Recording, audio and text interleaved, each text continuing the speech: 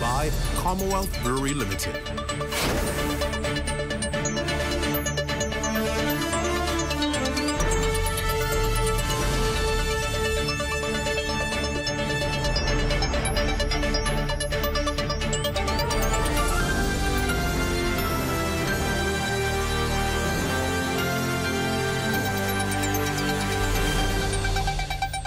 Good evening, everyone, and welcome to the show. Great to have all of you with us tonight. We begin with the latest update on what was Oscar. The Met Office has issued the all clear for the southeast Bahamas. Now that Tropical Storm Oscar is indeed out of sight. The Met Office reports that Oscar has lost the identity of a tropical cyclone. Crooked Island, Acklands, Long Key, Ragged Island, Maguana, and Inagua are now in recovery mode, assessing damage incurring from the severe weather system. Well, residents in Maguana braced for Oscar's wrath for the majority of the weekend. Here's Administrator Kathy McQueen with this update. Good day. An assessment has been carried out through the island of Maguana. We can confirm that there has been a tremendous amount of flooding in some areas, to the point where only trucks and very high vehicles can pass. All residents are safe and buildings are intact. Now, we can tell you that the senior government officials will be traveling to Inagua tomorrow to conduct a post-hurricane assessment. ZNS News will be with them, and you can stay right here on the ZNS Network tomorrow evening for those details. But tonight, our primary focus is on the Department of Social Services. Branded as the compassionate arm of the government, the agency covers assistance from childhood to senior citizens. Tonight, we cover the various aspects of this operation. We'll tell you about community support, delve more into the system at the Ponciana Inn shelter, and what challenges social workers face. All that and more when the rundown returns. We're back right after the break. Stay with us.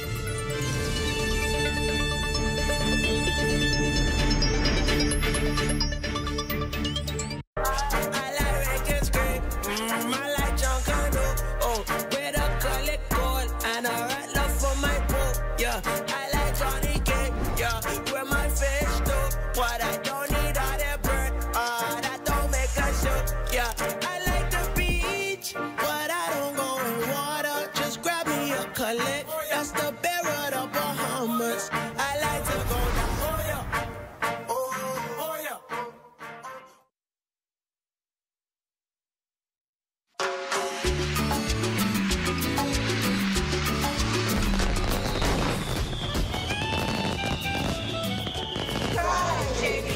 I've been shopping JBI Healthy Choice Coconut Milk for years. And I've been using the JBI jerk seasoning for quite some time now, maybe about 4 years. And whenever I get my JBI jasmine rice, I love to pair it with the JBI kidney beans. I've been using JBI kidney bean with coconut milk for about 10 years. I enjoy using the JBI product. I love the green pigeon peas, especially on a Sunday when I have to cook that family meal. I've been using it now for a few years. My family love it, and we all enjoy it. I normally make my own jerk, but this is the next best thing. Try JBI. And I want to wish you a happy anniversary. Happy anniversary, JBI. Thank you, Bahamas.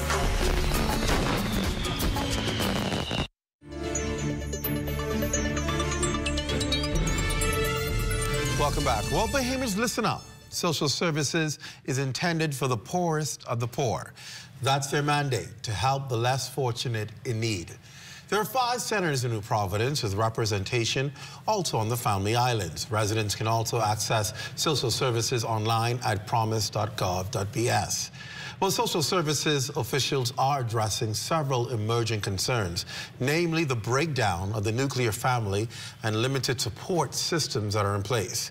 Statistics show that traditionally more women have applied for assistance, and the department has experienced now a shift with men aged 40 to 60 years old now applying for various assistance. And then there's the working poor. By definition, this is a segment of the population earning a salary, yet the reality is their salaries are maxed out by mounting monthly bills. Sounds like a lot of people. To To provide more clarity on this is the Assistant Social Services Director for Community Support, Shirley Kelly. Welcome to the Rundown. It's good to have you, Ms. Kelly. Thank you so much. I'm happy to be here. We understand, of course, that there are two areas of assistance in the greatest demand, which is, of course, food and temporary shelter. First of all, before we address how this is being handled, let's address what are the issues we are seeing, first of all? Because people generally think social services is there to help people whenever they're in need and to be able to take care of those that need, and then there ought to be a supply that never runs dry. But what are the issues that are leading to really the strain that we're seeing on social services? What are you seeing in our society today? Well, good evening, Mr. Watson, and thank you so much for having me on the show. Well, what we see in social services right now is that there are a large number of persons coming in to our department to receive assistance with temporary shelters mentioned and with food. The numbers for temporary shelter actually has doubled within the past 3 months. Doubled between July and September. They've doubled. We've had a number of persons coming in seeking help for various reasons, and what was mentioned earlier, a large percentage of men. This is a very new development I've seen over the years. Why is that, particularly with men? What is going on? What is the trend causing this? Well, I feel that men, sometimes a lot of men are going through various challenges in their personal lives, and sometimes men may not really can't properly handle the stresses and the strains that life would have to put on them. And so this is where we see persons coming in actually for shelter. And so some of the men may have made decisions in their lives where they've had challenges with maybe drugs or alcohol and made some choices, and maybe they might have relationship problems with their families, etc. And so then they're caught at an age where they cannot seem to handle the stresses of life, and so they turn to us. Are they working? Some of them are working, and most of them are not working, but some of them are. So is the issue still now unemployment? Because, you know, people will say, well, there's so many construction jobs out there now, there's so many things to do. Why are people still not being able to find work? Well, sometimes, this is my personal view, I believe that some persons just choose not to work. And sometimes they find it easier to go along life just maybe doing a side job or something small, or taking up a hustle here and there, etc. And so they do not want the responsibility and the commitment of taking on employment, full employment. I'm going to talk more about shelter needs in a second, but I want to go back to food. Yeah. That's a concern. Yes. If people, more and more people are coming to social services for food, something's happening in our society that we're not getting a handle and a grip on. Talk to me about this. Okay, well, you know, food is the basic need of the country, and we all know that the prices of the food in the food store is very high. I mean, all of us have challenges trying to purchase food for our families, and we find that in social services, you have persons who may have maybe up to 3 or 4 or 5 children.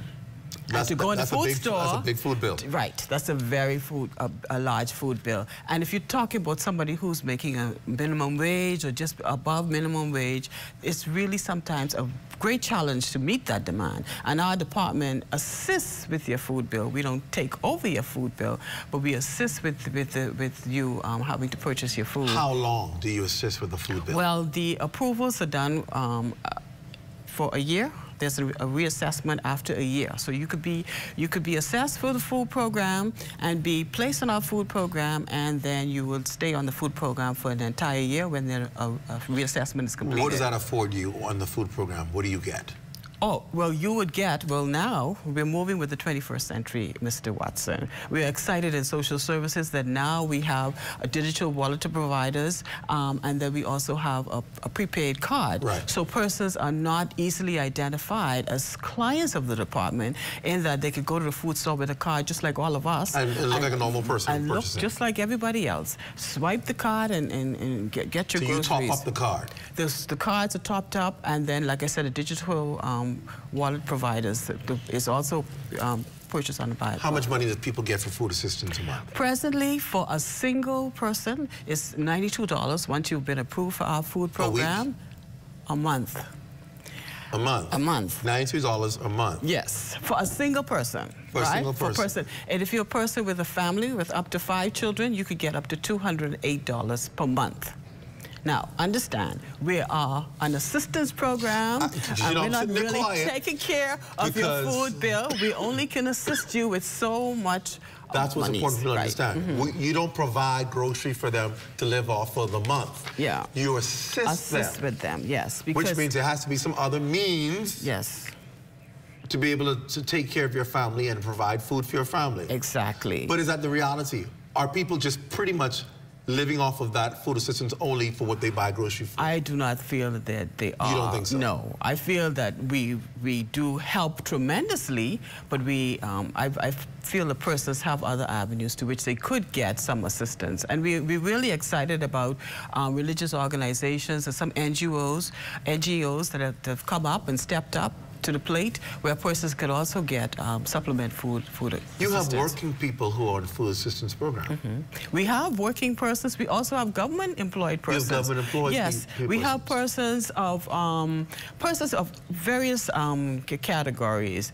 When you talk about persons who are working, a lot of the persons who are working make minimum wage, like was mentioned earlier, and also you have persons who may have a government job or a job in a private firm, but their salary is completely maxed out.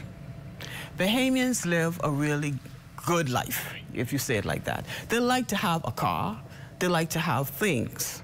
That's us. So you have persons who would have gone to the bank to purchase furniture, to buy a car, to add other things to their house just for decoration, or to take a vacation, or to buy school supplies or whatever. So I'm going to be the devil's advocate. Should government be assisting those kinds of persons with food assistance? Well, the government, you know... At the end of the day, that's you and I and everybody else, taxpayers' money, that's paying for it. And are we then saying, are really the vulnerable and the poor, are we really providing for them, or are we providing for people who've just made irresponsible choices? Well, we have two various categories there. Okay, when we look at our department, we are the compassionate arm of the government. So we have to try and see how we can help as best as we can. Even regardless of how you got in the situation. If a person comes to us with 5 children and their salary is, they come to us making, maybe their salary is $2,000 a month, but at the end of the month they have $300 coming to them. It's impossible to pay rent, buy food, or whatever. Exactly. And you have 3, 4, 5 children to pay for. We have to think about those children. So one of the things that we're really trying to do, and we have started already in our department, is trying to empower our Bahamian persons to become self-sufficient, not dependent on us, but to move and to transition into a state where they're becoming independent. And one of the things that's key is to help to plan out your finances. That's important. And here's why I say that's important. Because I believe Bahamians, we have the tendency to put ourselves in predicaments, and then we expect somebody to get us out of it.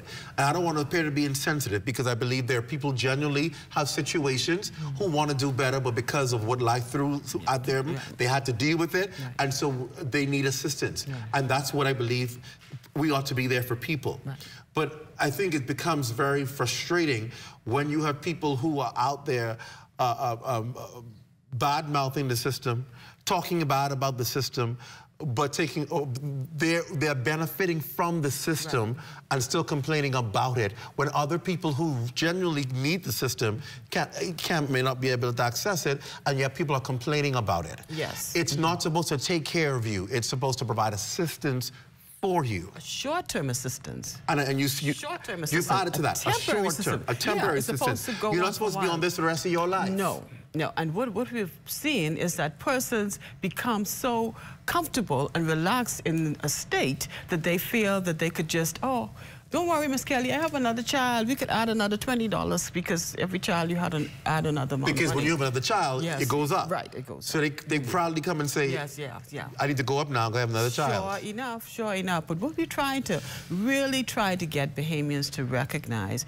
is that your life is not just for the moment. There is time, and then you have a period to which you have to continue to live beyond a certain point. So we're going back to the young men again. They were young before, you know, and now they're 40 and 60, and they realize, where did all the money go? I have to go to social services. I've been in social services for a long time, and I can tell you, the men never came, but now they come comfortably. At least they don't appear to be ashamed to me when they come into the office. And then they have to ask us for things like shelter, someplace to sleep, which is another basic need for a human being. You know, so we really are trying to get persons from an early age to be able to appreciate you have to steer the course for your individual life. The government is here to help, to assist, to provide support, etc., but we're not here to take over your life, as some persons would like to assume. But let me just want to mention here, Mr. Watson, an interesting thing started to happen since we've been working with the temporary shelters over the past couple of years. You're coming to me, telling me that you do not have any monies to pay your rent, and you're sleeping in your car. You can understand, okay, you purchased a car, things might have gotten tough, etc., but when you go and check the car is a self-drive car. So you're actually paying $300 a week for a car, but yet still you're coming to me and say, I cannot pay rent, afford rent. And for people who understand, so it's like self-drive, it's a rental. Yes, it's a rental. So they're paying for rental car. Yes, yes, but coming to us to ask us to help them to find somewhere to sleep. So the whole idea of us providing assessment and counseling is for us to help you to appreciate the fact that, okay, you might need a car, yes, but is it a car? Is a rental car a necessity at this point when you're at a very low point in your life? And so that's one of the things we provide with our department. We try to help clients, we say clients, to help them to recognize that you have to move beyond the point that you're at. You have to move beyond that point. Your children, you know, when you have children looking at you and expecting you to be a father, to be a mother, to help them in their life, you know, we're trying to help you, to help them, so that our society could be a greater place. And I hear you talk about two essential things, food and shelter. I cannot help but think those are two also basic requirements of any government to ensure its people can have access to food and have access to some place to live. Now, how do I say this gingerly? Because if we're recognizing, as a Bahamian people, that social services' two biggest demands are food and shelter, that should tell government a bigger picture. Yes. We have issues in this country with people being able to access homes, and we have a bigger problem with people being able to buy food. And to me, that should say these are two essential things that any administration ought to want to fix for its people. Why? Because people are homeless because, one, they either cannot afford to buy a home or they cannot afford to pay rent for a home. And then we look at the rent situation, you hear people talk about it every day. It's almost like paying a mortgage. Rent is extremely high. Rent is extremely high. The waiting lists for homes are extremely long. The qualification for homes are extremely difficult. Anybody listening to me who want to be able to meet the basic needs of your people would understand there are two basic issues: someplace to live and something to eat. Biggest challenges that we're faced with. Well, you know, when that big challenge became very big, it was after the Hurricane Dorian, and we had a number of persons that had relocated to Nassau from Grand Bahama and Abaco. Some eventually stayed in Nassau, and so you had the rental prices go up very high during that period. People took advantage of the fact that homes were in demand, and they went up on the rent. Yes. And then we have a lot of landlords, from what I've gathered from our clientele, who are saying that the landlords don't rent anymore to persons with children. Or with could you imagine? I've seen it. I've seen people say, you know, no children allowed. And I'm thinking, don't we have laws in this country that specify that if you're going to be a landlord, some things you're not allowed to specify against? Just the cost of renting those is ridiculous. $900 for an apartment that has no furniture. Right. So when I pay the first and last month rent, which is almost $2,000, where do I get furniture from to sleep in the house? It's crazy. Rent is crazy. Food is crazy. We talk about it all the time, right? And even I'm sure those food programs will tell you the cost just to purchase ingredients to provide meals for people is ridiculous. Absolutely ridiculous. Should I just interject here, Please? sir? That apart from rent and apart from food, we do provide, the department, a number of other assistance for persons. We provide financial assistance where we assist with purchasing of a fridge, a stove, for bed. You assist with that as well? We do also. Bunk bed, single bed, etc. And so we try to help clients as much as possible once they would have seemed once they would have qualified following the assessment. And there is an assessment process, I should say, because persons also believe that they could just come into our office and say, oh, I want this, I want that, or next thing. But as social workers, we are trained professionals who, most of us have bachelor's degrees, master's degrees, even a doctorate degree in our department. And one of the things we want to do is to help our clients to recognize that they have to, I keep going back to this point, to move forward and help themselves to become independent. So if we can help you to help set up, if you help you with the rent, help you with a fridge, stove, bed, etc., then you could move from that point on. We're going to go to break soon, but I'm sitting here and thinking, as we talk about the problem, you need solutions. Here are some solutions we need. Large companies need to come together and begin to buy in bulk for their staff and be able to sell to their staff at a discounted rate groceries. The mega companies, the big companies who can buy these large shipments and import them in, ought to do that and set up a store that their employees and their families can come and shop at a discounted rate.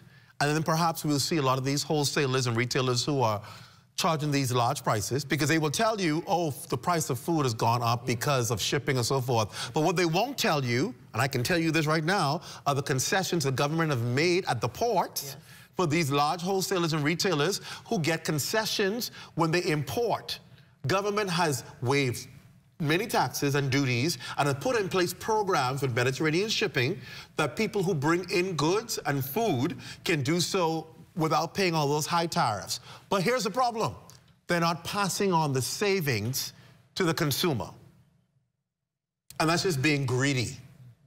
And at the end of the day, people are struggling to buy food simply because wholesalers, some of them, not all of them, because some of them are very good stewards and community partners, but there are some of them who are only concerned about their own dollar, and they will make the savings on the back end, but never pass it on to consumers. And so what needs to happen is communities need to become communities again, where they come together, pool your resources, organizations, pool your resources, churches, pool your resources, buy in bulk for your church members and allow your church members to come to your store, set up a store at discounted rates, and for the church members, they bring their card in and show they're a member of the church, and they can shop and get goods at a cheaper rate. We have to find a way to beat this issue of people being able to afford food for their families.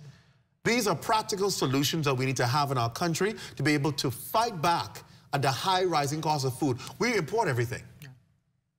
Now, unless you're going to be in your garden and you're going to eat all day vegetables that you farm in your garden, and that can be your diet, and that can be your food, then that's fine. But for some people who need a little more than what they grow in the garden, they eat and they cook, we have to find great solutions to be able to beat this rising cost of food. But again, I always say government has to listen. Food and shelter, basic needs. And then you have to provide ways and outlets that people can have access to that, or what we're going to end up having is a greater poverty count in this country of people who cannot afford to to pay rent. Yes. And people who cannot afford to buy food. Yes. I just want to say, Mr. Watson, that we've seen in our department such a breakdown in the family structure. Yeah. That really is a vexing problem, and because persons, some of our clientele, some of them may not have ever experienced the family life. But I said a family life, like you said, mentioned earlier, being able to pool and share and live and exist and whatever. Some persons don't even know what that feels like. And so they feel alone in this world. So this is why sometimes they have to refer to us and come to us for help. Because they come to us, oh, I don't have nobody. And you ask them, where's your mother, where's your daddy, where's your sister? And they're like, but I don't have nobody. Nobody's here. You know, my mother's died and my whatever, and I'm by myself. And they literally are living basically on their own. Well, they have a good auntie, but her place that she has extra, yes, she has an Airbnb, so she ain't getting a deal to sleep in. She's making an income off of that. Well, it's true. It's a reality. It's true, it's true. And the level of interpersonal relationship and the fact that people actually love and care and support and give each other the kind of love that they need for each other. It's lacking dreadfully. And we're experiencing that. We're seeing what's happening in our society as a result of a deterioration of the family. People are alone. I'm telling you, people are really alone. Let's go to a break. When we come back, we're going to talk about the demands, more demands for social services. Look in the family islands. Because if you think it's just in New Providence, stories are probably just as grave on the family islands. We're going to talk a little bit about that. You're watching The Rundown. We're back after this. Stay close.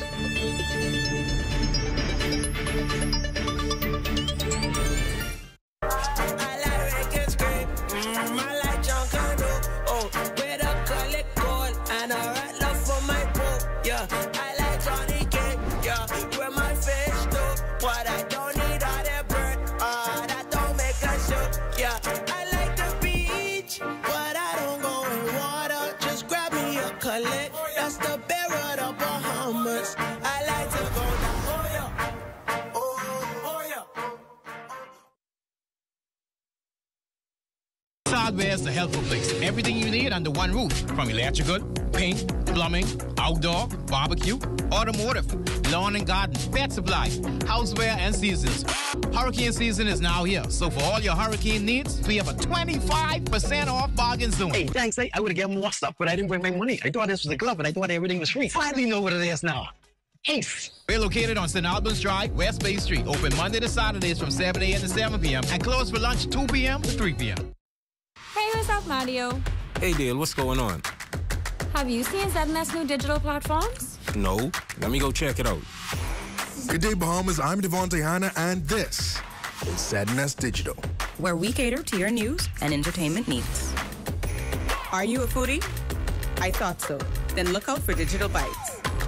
Shining a light on Bahamians and the good that they do, ZNS Digital is home to the Sunshine One. Keeping up with the latest trends, our original content will keep you entertained. Yeah, that's cool. But have you seen the new website? No, I didn't see it. Let me go look. We're still your most trusted source for news and information. That's ZNS Digital? Yeah, that's ZNS Digital, the people station in your pocket.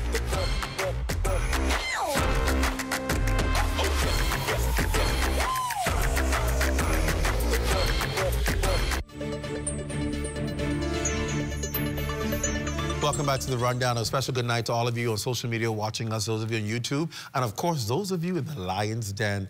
It's great to have you with us. We'll take your comments and your questions as we go along. We're talking with Assistant Social Services Director for Community Support, Shirley Kelly. And of course, we're talking about what we're experiencing in social services, why people are, what are those kind of services they're accessing.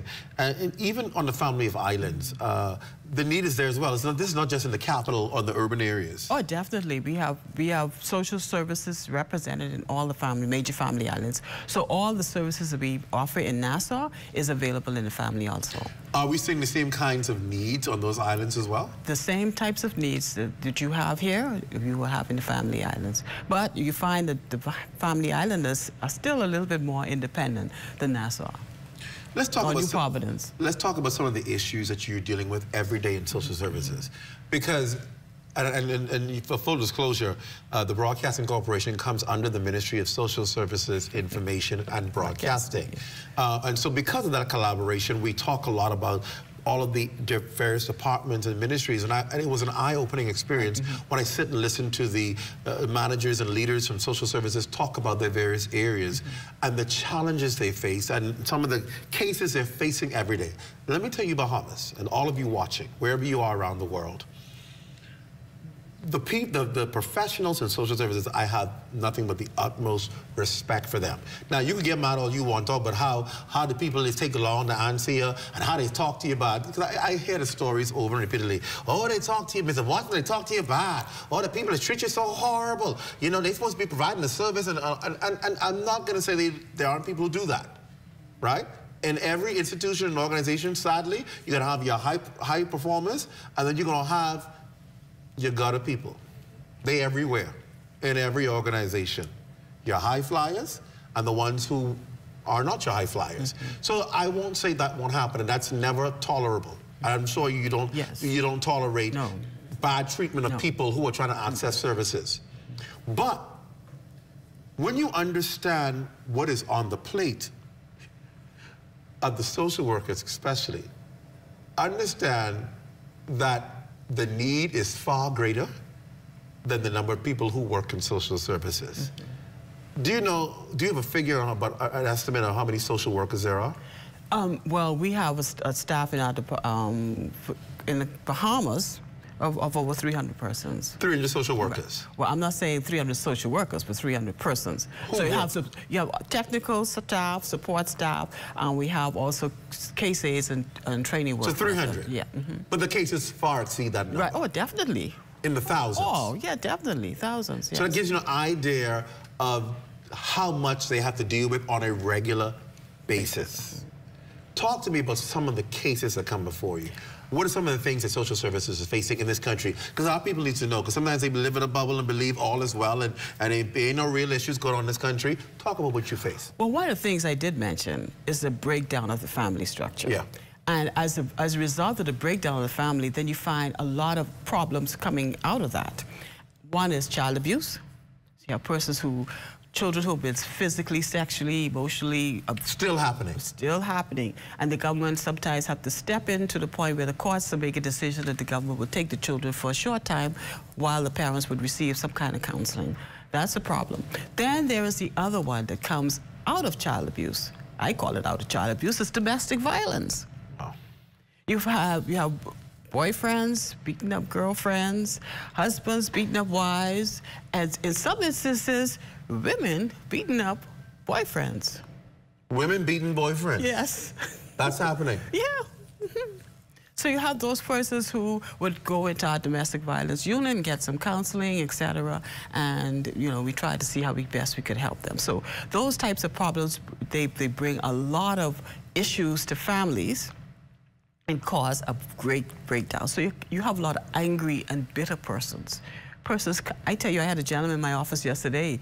I mean, this man is like, he almost wanted to come across the desk and chew me up for no reason. That's because of the pain that he's experiencing in his life, and he's trying to trying to deal with himself. So that was, and then we have persons who would just be so frustrated because they cannot meet their financial demands, become very depressed. We see a large number of mental persons, people who are actually losing it. They're seemingly normal, but you deal with them long enough, you realize, oh my God, this woman needs help.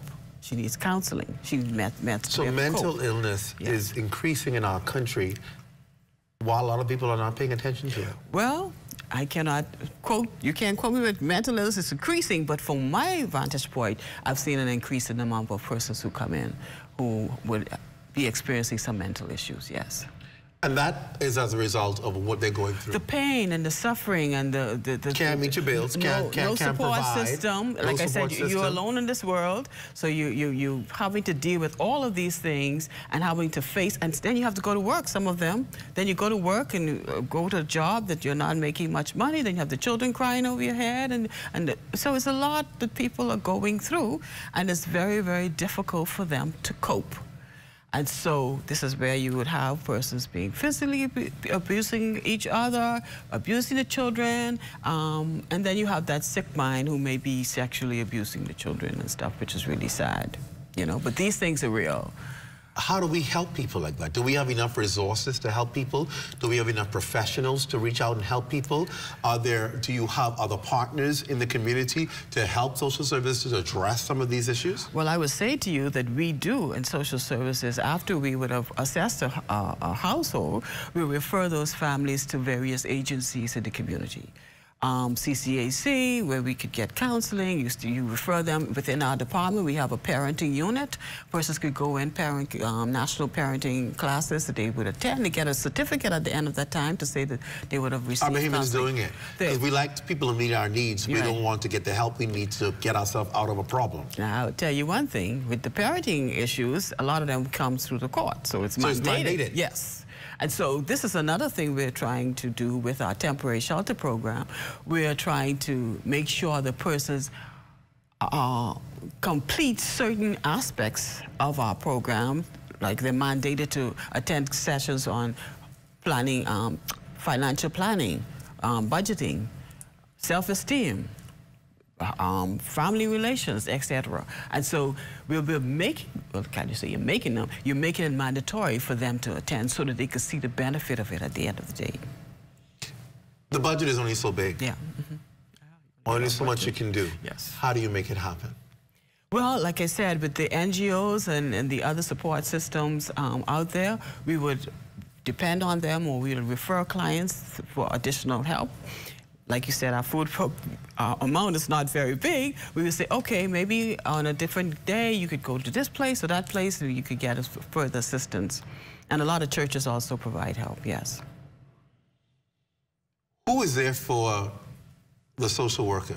If you're dealing with these cases all day, every day, all week, you need an avenue of relief. Yes.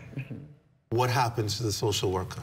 Well, the social worker, for us, we have a psychiatrist who's assigned to our department. So persons who would be overwhelmed, etc., they can go ahead and get free counseling to that level, And for the individual social worker, well, I suppose that's your personal challenge for yourself. You've got to find a way to get your to keep yourself relief. going. Yeah, you go exercising, you'll go out to hang out and get something to eat or drink in the evening. Go have a cocktail after a long day. Or you go for a dance, or you travel. Or you go to church and worship. Or go to church and worship or whatever. So social workers in their own way have found ways to cope as much as possible.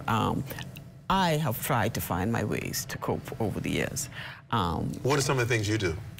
I go walking, exercise. I love my garden. I love my flowers and stuff like that. I love to cook and stuff, you know, I like to entertain and set up the table and stuff like that. Those things motivate me. And I love my children. I love my family.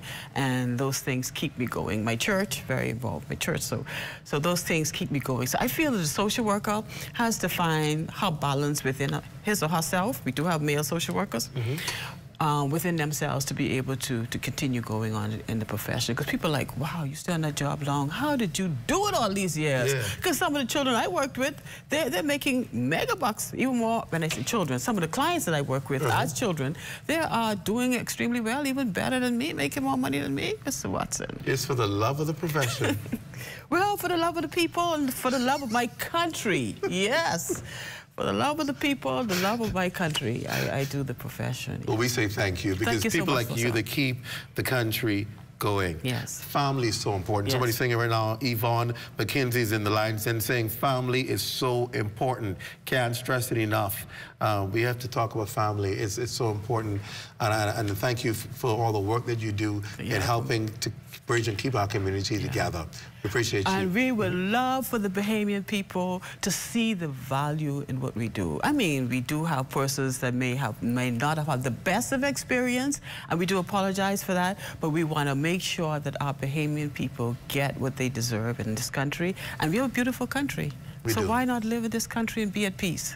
Thank you. Okay. Scully, thank you for being on the show today. Sir. Still to come, how is the Pontiana Inn shelter on Bernard Road helping social services house the needy? Well, we talked to two people who can tell us about these shelters. The answer is next after the break. Stay with us.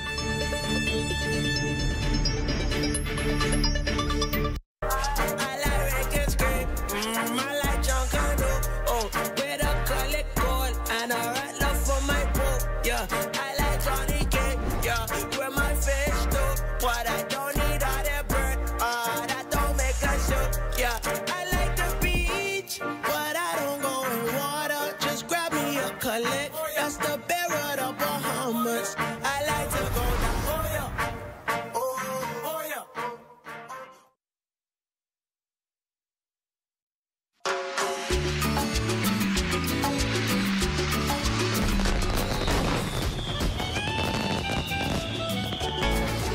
JBI. I love JBI coconut water.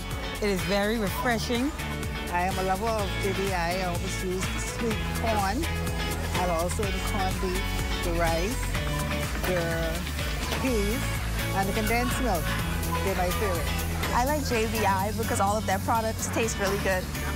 I love JBI because their corn tastes really good. But these are good quality products, and I enjoy all of the JBI products. Try JBI. Happy 30th anniversary, JBI. Happy anniversary, JBI. All right, congratulations to the JBI 30th anniversary on the good services and the good prices on the product. Thank you, Bahamas. From June 1st to November 30th, the ZNS Radio and Television Network is the #1 source in the Bahamas for hurricane information before, during, and after a storm. Now is the time to choose your radio and television hurricane season ad packages. Get extra special rates and run the ads only when you want them to run. Call the ZNS sales office today at 502-3800.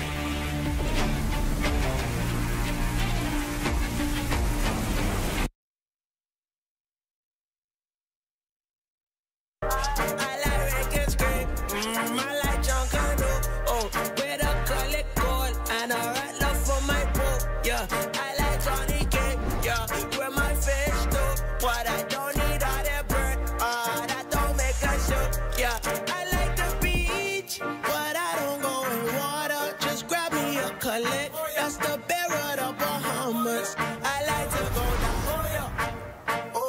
Oh yeah.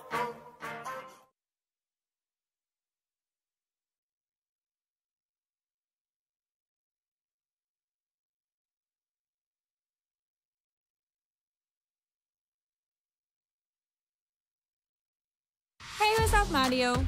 Hey, Dale, what's going on? Have you seen ZNS new digital platforms? No. Let me go check it out.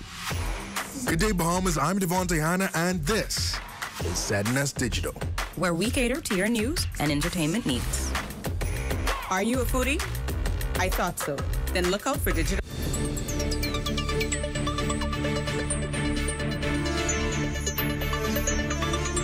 Welcome back to the show. Of course, acknowledging all of you watching my social media and those of you watching on the various networks, your cable providers, however you're getting access to the ZNS network. Thank you for joining us here on the Rundown.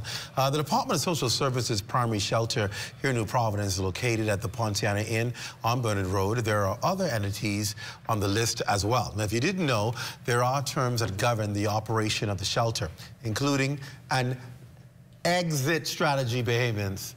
Exit strategy.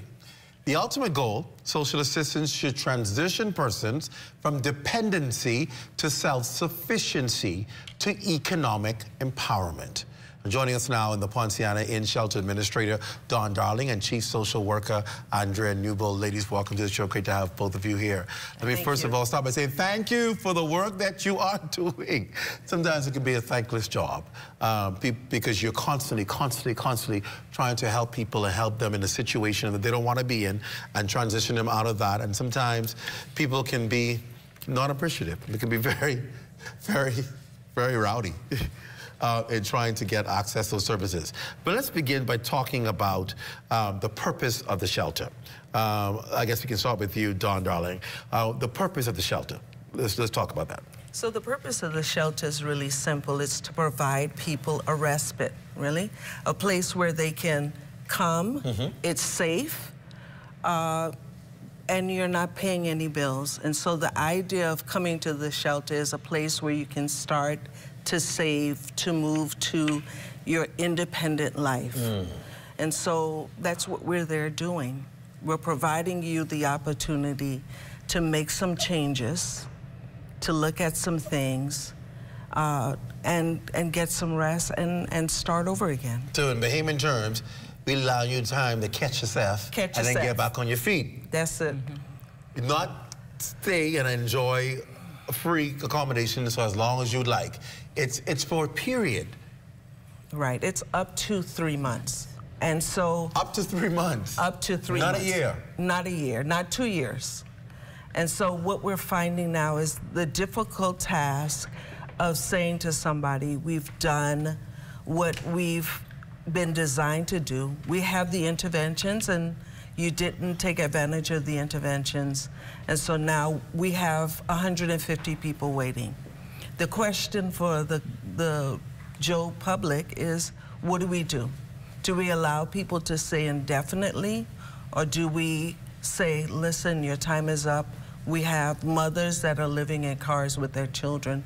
We have people sleeping at the front of the police station, sleeping at Superwash parking lot. What do we do? You know, we have to move on and give someone else an opportunity.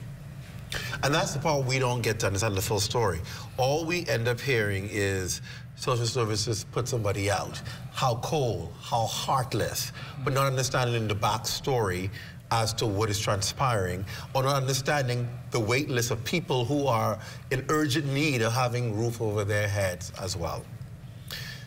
Is it a lack of understanding, do you believe? Is it a lack of understanding, people not understanding the policy? Is it not explained to them? Andrea Newbold, maybe you can take that. Do people not know when they come in that this is for a duration of 3 months, unless there's a strenuous circumstance? It's 3 months, and after that, you're going to be required to leave. Do they not know that? Yes, Clint. When we actually assess persons, and these persons normally come through community support, what Ms. Kelly was talking about. We have 5 of those, and they normally come through. So the social worker there will explain to them that this is only up to 3 months. Now, what they have to do is every 2 weeks, they have to be actually assessed again every 2 weeks. I was about to ask that. How do we show they're prepared? They get extensions right. every 2 weeks, 14 days. So that is done. So it is explained to the clients that this is a temporary shelter. And what we don't want to do, we don't want to become enablers, because what we want to do is make sure our clients, and like we say, be able to be independent. Now, I study social work, and the social work what I study is to assist a person, to help them to stand on their feet. And you have to do certain things. There's even a science to social work. And so we put things in place. So these are explained to the clients, and they know all the rules, they understand it. But I understand, you know, you've been out there on the streets for a while, and so now you have a safe place. And now you're saying, okay, you only could be there up to 3 months, okay? But we put things in place which you need to comply with to get you to stand on your feet again. And most of the times, they don't want to comply, and that's the important thing. You have to comply.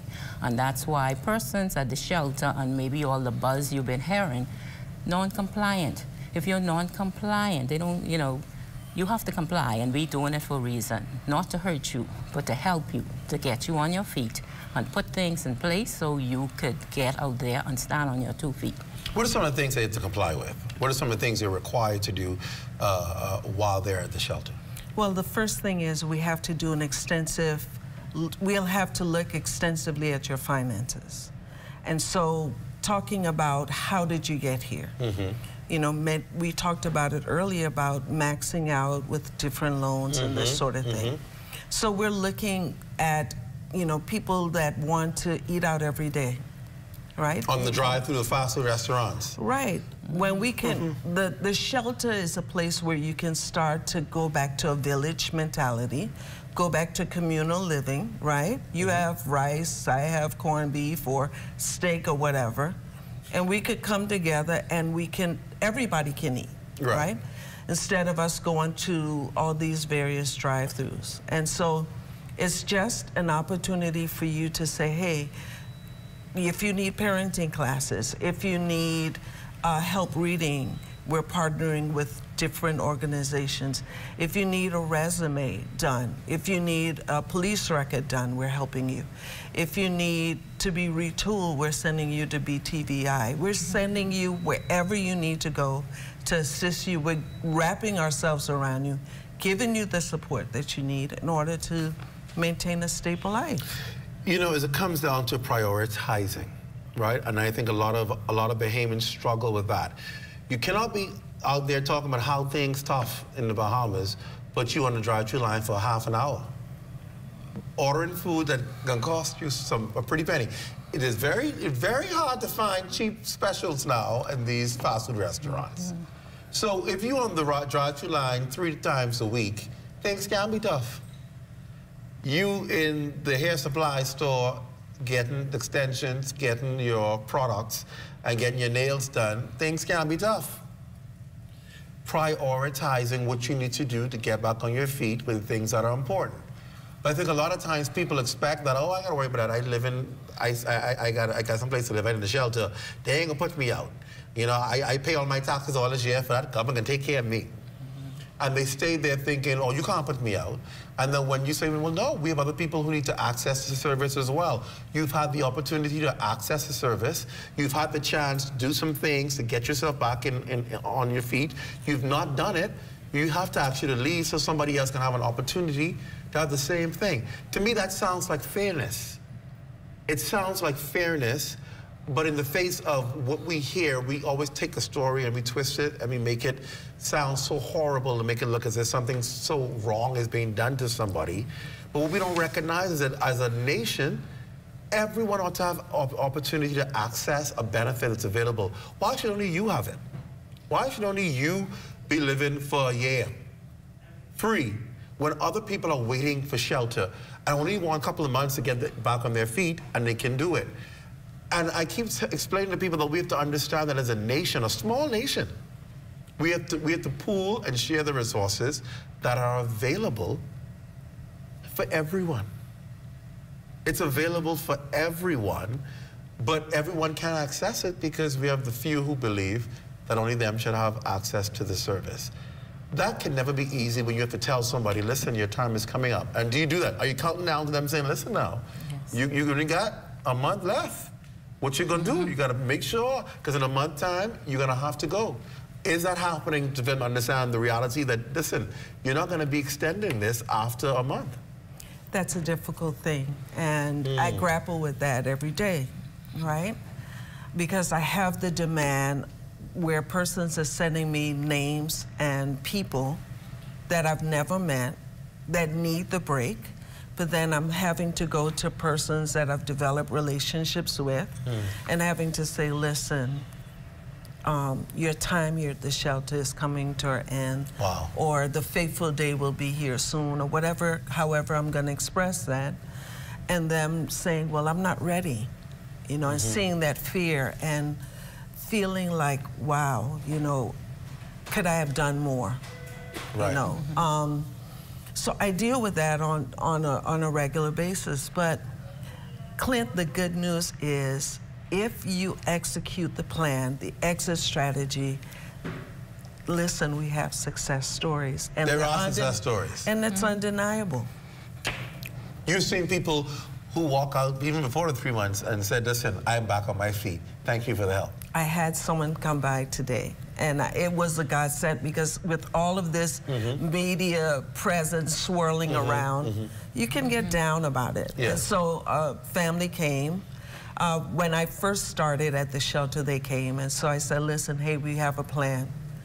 There were 3 persons that were of adult age. It was a mother and 2 daughters. And so I said, hey, let's come together, save $200 each a week, $600. They saved every week, 24, you know, 4 weeks in a month. That's $2,400. In the 3 months, they walked away with $6,000. Wow. Got their place in Seabreeze. They said, Miss Darling, we got to get on Japanese.com and try and get us a car. You know, I mean, but everything that they needed, they hadn't done it before. No one ever said to them, listen, if you come together, if you pool your money together, wow, this is what can happen. And so I know that the plan works, but you have to work the plan. And it started with the mother making a decision that I don't want to be here anymore. She actually literally sat in my office, cried and said, Miss Darling, I don't want to be here anymore. I don't want to come back to this. Right. And we worked the plan, and they left. You know, and they're not only leaving, but they're thriving and they're continuing with the plan. Wow. So this works. It works. Mm-hmm. I can't help to get away from the fact that there's so much need out there for shelter. Mm-hmm. How do we beat this problem? Well, one of the things, I think we have to do it in pockets. You know, I often compare the Bahamas to Hawaii and the Big Island. And basically I see a trend there where people started looking at Airbnbs and renting out their homes, and eventually the natives were living on the beaches in tents. Wow. Right? And so we have that potential danger here because we live in paradise. Right. Everybody can rent anything they got and make some money from it. And make some money, but we're not looking at the long-term effects in reference to how our families are going to be affected and the nation ultimately is going to be affected. And so the shelter is one small step in this. Just say, hey, listen, we're going to give you a place where you can come and reset.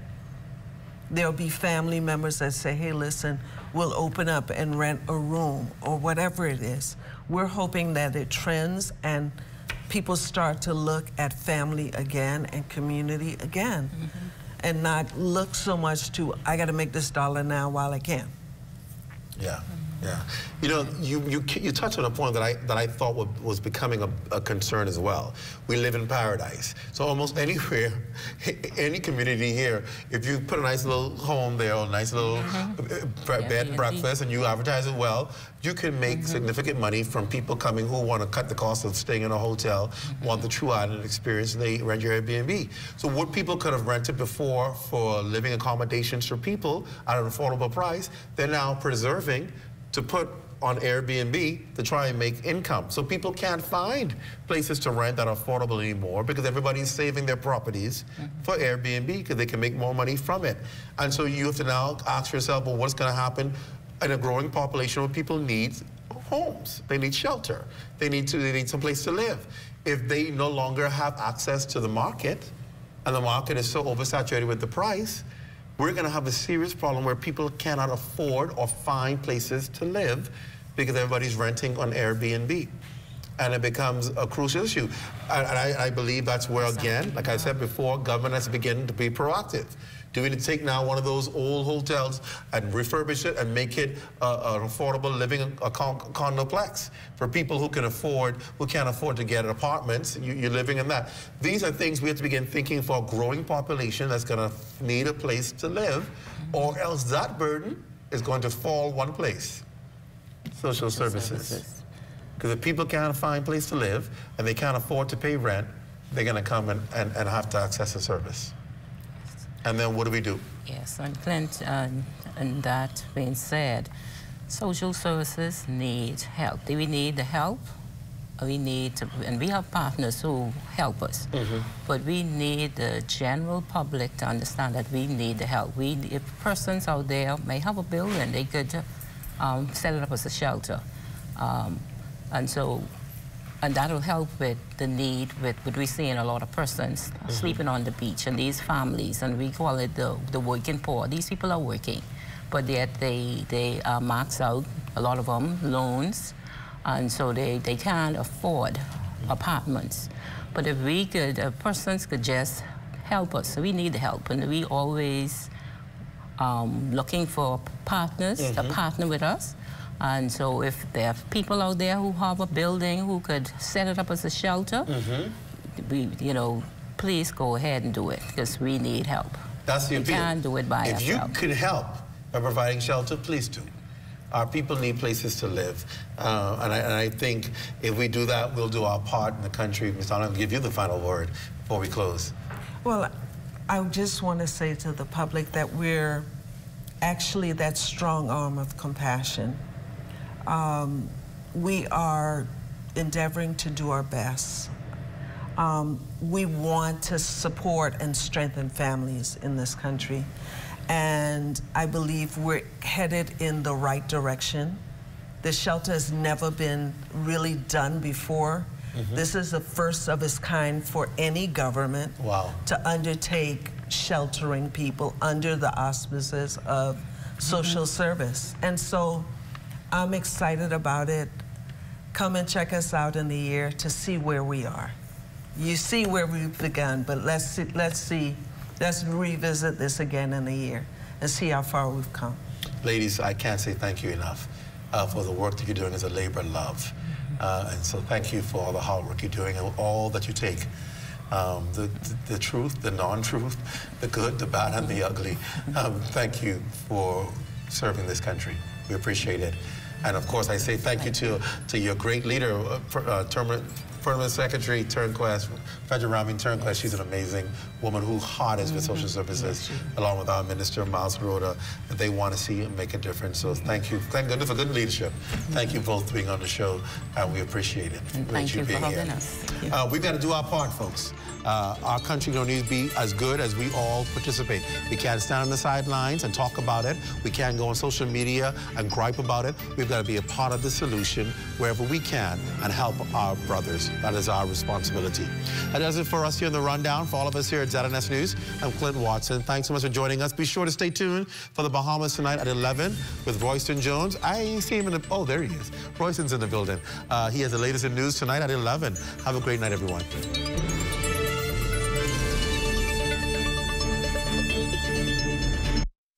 At the Broadcasting Corporation of the Bahamas, I'm Clint Watson, and this is ZNS.